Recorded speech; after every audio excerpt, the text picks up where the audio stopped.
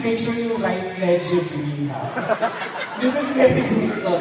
But I assume it's from Conservice.